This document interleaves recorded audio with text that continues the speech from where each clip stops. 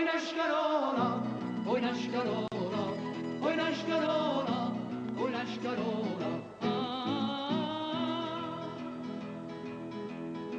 Li turchi ci si vanno, Michele e Michele li turchi ci si vanno, Michele e Michele a riposare, a riposare, a riposare, a riposare.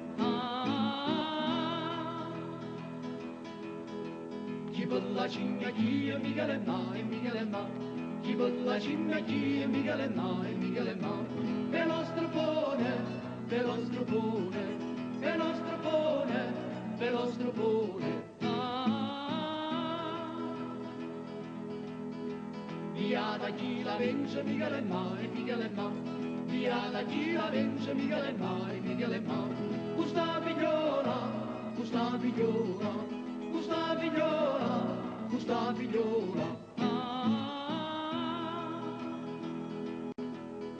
Sta figliola che figlia Michele e Michele sta figliola che figlia Michele e Michele vuoi denotare, vuoi denotare, vuoi denotare, vuoi denotare. E dietro porta e Michele e Michele e dietro porta e Michele e Michele Stella Diana, Stella Diana, Stella Diana, Stella Diana.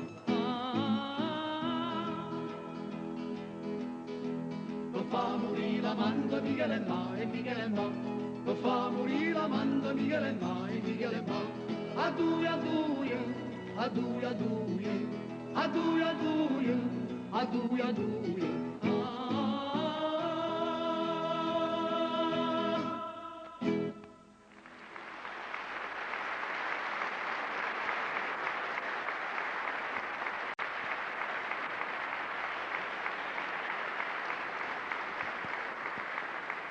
Bene, siamo giunti alla fine di questo ipotetico viaggio e prima di far rientrare la locomotiva nel museo di Pietrarsa io vorrei chiamare tutti gli artisti che hanno partecipato a questa trasmissione per ringraziarli. Allora vorrei far salire sul palcoscenico Roberto Murolo, Eugenio Bennato, il balletto di Di Martino, Consiglia Licciardi, Peppino Di Capri, Lina Sastri e i nuovi cantori di Napoli.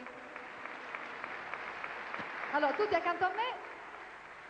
E per concludere veramente bisogna ringraziare tutti coloro che ci hanno permesso di realizzare questa serata, e cioè le Ferrovie dello Stato, il Museo Ferroviario di Pietrarsa, la Regione Campania, la Provincia di Napoli, il Comune di Napoli e il Banco di Napoli.